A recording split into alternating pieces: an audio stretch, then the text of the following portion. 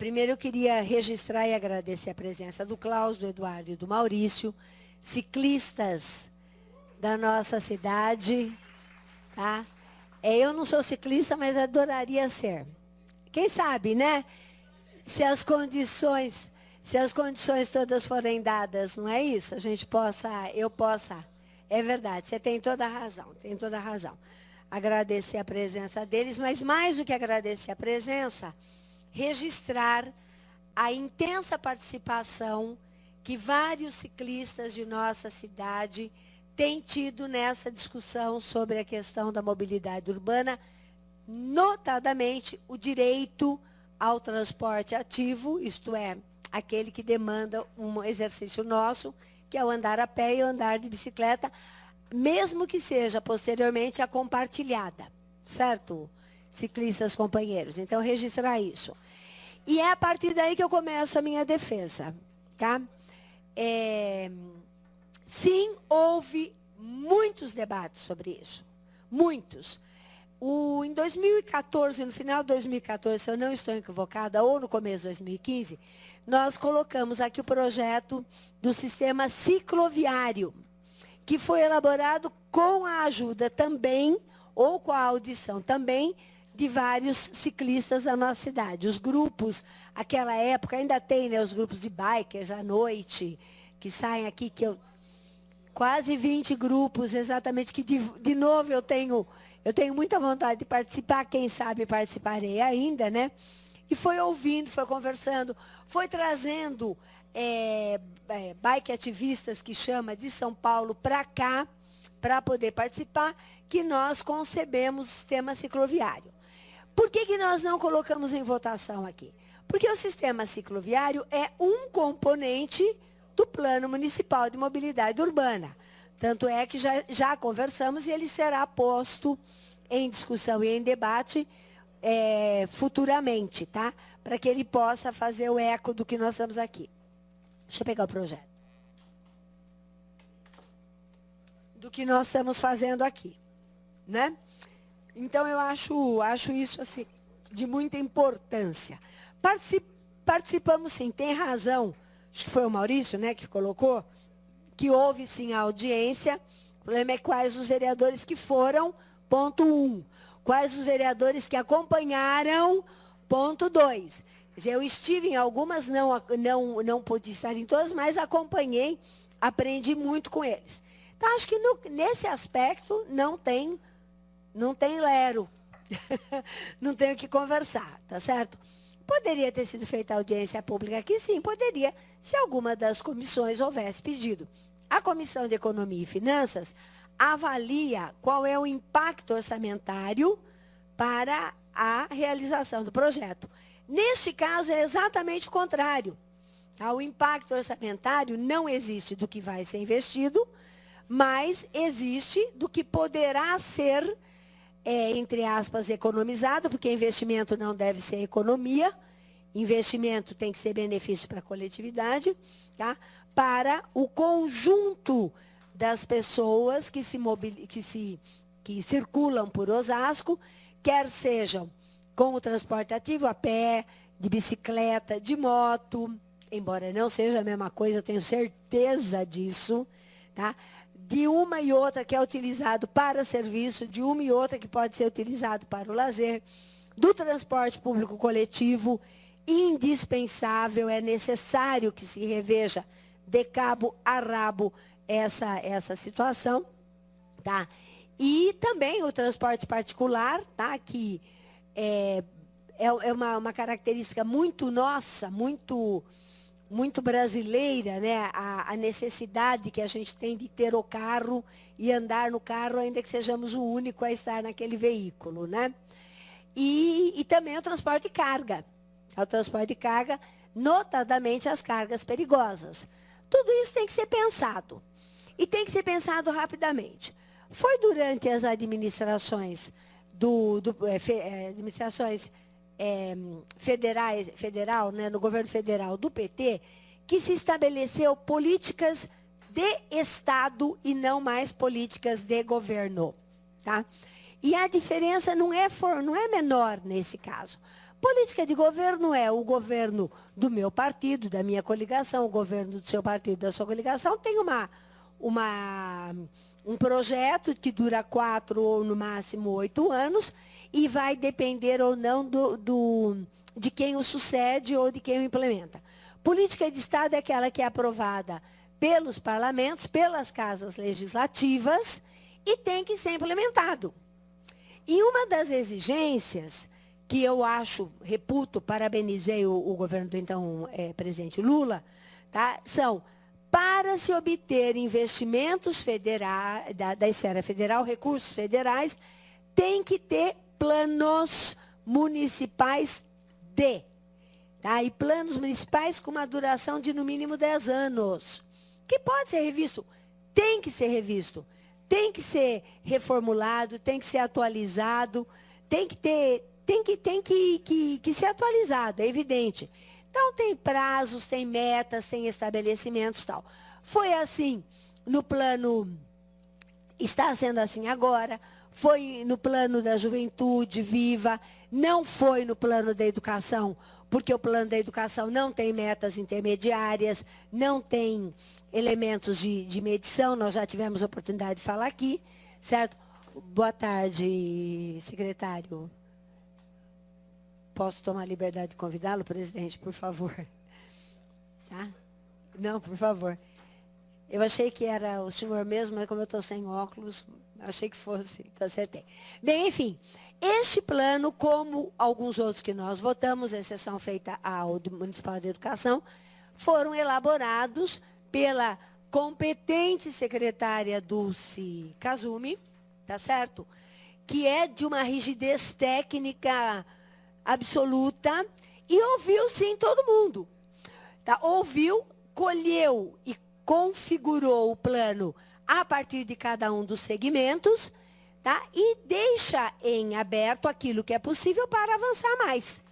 Então, esse plano, imediatamente, estabelece que haverá planos, aqui mesmo, votando, ele já diz que tem que haver complementos. Então, tem que ter o plano de transporte cicloviário de Osasco, que a gente vai propor o nosso, certo? Já vamos. Um conselho que acompanhe a implementação do plano, um conselho que ouça, porque é mais fácil ouvir mesmo, né? O empresário do transporte coletivo, a frota de veículos de táxi, mas que ouça de verdade, se é que é verdade, as pessoas. E as pessoas são os ciclistas, são os pedestres, certo? São os cadeirantes, são os que necessitam da bengalinha, do andador, porque isso é os aposentados, é isso o que faz, de fato, uma cidade inclusiva para todos. Então, tem o plano de transporte cicloviário de Osasco, que é um complemento, que nós já estamos inscritos, plano de mobilidade a pé, incluindo o plano de arborização de Osasco. E pode parecer uma coisa separada do outro, mas não é não. Tá? Um plano de arborização é aquele que vai dar o mínimo de conforto para quem caminha, para quem vai de um lugar para outro, para aquele que tem a sombra, que tem o ar menos poluído. Tá? Tem o plano de orientação técnica de tráfego de Osasco. Tá? Isso é indispensável, é indispensável. Plano de segurança viária e redução de acidentes, programa. Os 3 primeiros são planos, os outros são programas. Programa de instalação de abrigo dos pontos de parada, programa de instalação de paraciclos, programa de qualificação de calçadas. Esse, aliás, não precisa esperar muito, não. Pode começar já com o exemplo da prefeitura, porque lá no Bonfim, a calçada de onde poderá vir a ser o prédio da prefeitura, precisa imediatamente ser arrumada. Aliás, a gente precisa dar modelo, né? Diz que a mulher de César não basta ser honesta, precisa parecer honesta. Então, a prefeitura tem que dar modelo. Então, secretários, prefeitos, assessores que nos ouvem, já houve um acidente de uma pessoa que mora lá no mesmo conjunto que eu. Então, por favor, arrumem a calçada em frente do prédio onde poderá vir a ser a prefeitura e a Câmara. tá? E comecem a atuar para que as calçadas sejam mantidas. Eu reconheço que a calçada é parte da minha casa. Eu tenho que manter, mas tem que ser dado exemplo e eu começar.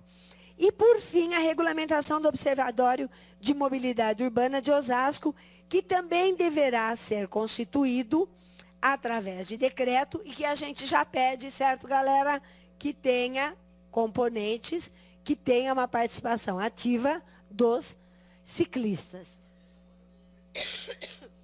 Não adianta fazer as coisas no lugar de. Tem que fazer com. Bom, mas isso posto, eu considero que o plano de mobilidade urbana para o município de Osasco, tal qual estabelecido aqui, tal qual está comprometido, é o que necessitamos para cumprir um compromisso assumido e dar condições para que as coisas aconteçam de fato. Tá? Dar condição.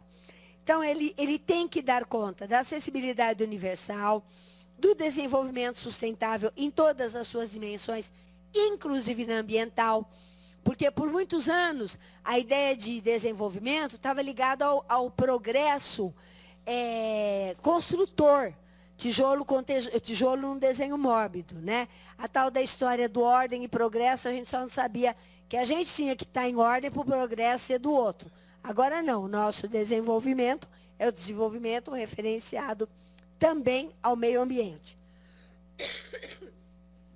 Igualdade no acesso de cidadãs e cidadãos ao transporte público coletivo, eficácia na prestação desse transporte urbano, gestão democrática com controle social e avaliação da política de mobilidade urbana. Porque, assim, nós temos vários conselhos na nossa cidade, né?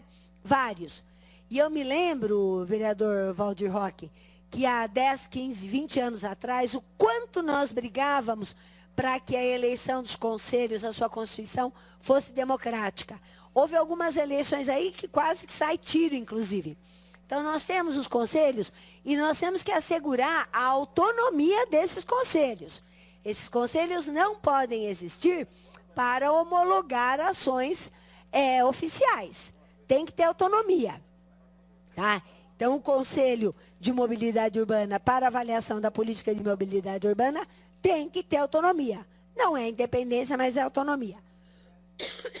Tem que considerar a segurança dos deslocamentos das pessoas, a equidade no uso do espaço público de circulação, vias e logradores, e a eficácia e efetividade da circulação urbana.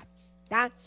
Para que isso seja implementado, as ações de implantação dessa política, tem as diretrizes que visam propiciar mobilidade para as pessoas com deficiência ou dificuldade de locomoção. Tá? Tem que ter isso. Tem que considerar que não é apenas naquele lugar que está colocada a rampa que o cadeirante ou com mobilidade reduzida vai passar, mas isso tem que ter espaços aceitáveis para isso. Tá? Tem que considerar que as calçadas têm que estar atendendo a isso. Repito, principalmente dos órgãos públicos. E tem que considerar a valorização, a outras também, mas da bicicleta no deslocamento de curta e média distância como meio de transporte. Eu já acho que esse curta e média distância é relativo, sabe, vereador Alex? Porque para mim, que não sou ciclista, pedalar 2 quilômetros pode ser uma distância imensa. Agora, para quem é ciclista, pedalar 20, 25 quilômetros, cruzar a cidade, 100, 200, vai aí, certo? É muito mais. Então, eu acho que aqui já é uma questão que a gente vai pedir que seja considerada. Tá certo? A gente tem que se preocupar com o pedestre ou com o ciclista, não apenas para que ele se locomova de um lugar a outro, mas que ele tenha onde ficar e ficar em segurança. Tá? E aí significa os espaços para estacionamento das bicicletas. Tá? Em Osasco parece que nós temos um só, né? Isso, nós temos um lá na Praça Duque de Caxias, né?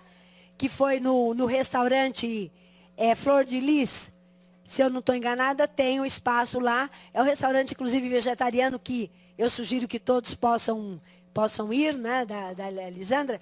E que a gente conseguiu, vocês conseguiram colocar lá o equipamento para poder estacionar as bicicletas com segurança. Mas nos parques tem que ter. E tem que ter parques para que as pessoas percam a mania. Pois é, não dá, né? Não, e que as pessoas percam a mania consumista de passar o seu tempo livre em shoppings. Tem que ir para o parque, tem que conversar, tem que bater papo, tem que comprar aquilo que ninguém paga, que é a amizade, a solidariedade. E isso está no plano também, tá? É a requalificação dos espaços de circulação, a implantação do sistema cicloviário, olha nós aqui outra vez, qualificação do transporte coletivo, melhoria do trânsito e redução dos acidentes, tratamento de transporte de carga, ampliação e configuração da malha viária e reestruturação e qualificação da gestão pública da política de mobilidade. Eu queria chamar a atenção para a questão de como isso é importante quando a gente fala de emissão de poluentes.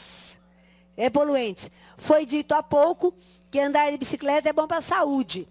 Olha que beleza. Se a gente conseguir implantar um plano de mobilidade urbana e dentro dele um sistema cicloviário, nós vamos saber como evitar, inclusive, problemas de saúde. Respiratórios, físicos, tá? De sustentação mesmo. Que é isso? Toda política de saúde consequente tem que trabalhar para prevenir e não para remediar. Tá? Então, nós temos mais essa questão importante do plano. Aquilo que eu reputo mais importante no plano é a questão do observatório. E a questão do decreto que vai determinar esse observatório. Tem que ter a participação de segmentos comprometidos com o ciclismo. O grupo que gosta de caminhar, também tem grupos que caminham, tá certo? As questões de acessibilidade. Quando eu era secretária de Educação, que nós começamos a política de inclusão de crianças com deficiência, embora naquele primeiro momento fosse uma deficiência de natureza intelectual, nós apresentamos para todos os secretários. Isso que nós na educação estamos fazendo vai bater na porta de vocês. Vai bater em obras, vai bater na cultura, vai bater no esporte. E nós conseguimos sair, em 2006, de 400 pessoas, alunos e jovens e adultos matriculados, para, quando eu saí da Secretaria de Educação, isso está registrado, isso não sou eu que estou falando, não. Os registros da Secretaria de Educação mantêm mais de 1.200 alunos inscritos, sem contar aqueles que saíram da rede e que precisam de inclusão também. E eles não querem ir para a escola estadual, porque a escola estadual não tem o cuidado que a gente oferecia e espero tenha continuado a ser oferecido aqui. Tá? Então, veja, por ano, são 200, 300 jovens que saem da rede municipal com deficiência para a rede estadual. E aí, esses jovens, cujo objetivo é dar autonomia, tem que andar nas ruas de Osasco. Tem que ter, por exemplo, sinais... Nossa, que barulho, eu vou começar a gritar mais ainda. Por exemplo, os pontos de ônibus têm que ter sinais sonoros para os deficientes auditivos. Tá? Perdão, tem que ter sinais visuais para os deficientes... sinais sonoros. Para os deficientes visuais, tem que ter sinais sonoros. Para os deficientes auditivos, tem que ter o toque. Eles têm que saber disso. Tem que saber. Os elevadores dos ônibus têm que funcionar. Tá? Aliás, os motoristas de ônibus querem tratar bem os usuários. Eles têm que ter condição para isso. Não dá também para ficar... castigando, dando advertência para o motorista de ônibus que quer atender um deficiente físico e para 1 metro fora de onde devia parar, como se aquilo fosse um crime. Pelo contrário, crime é não atender. Então, tal qual está formulado, tá?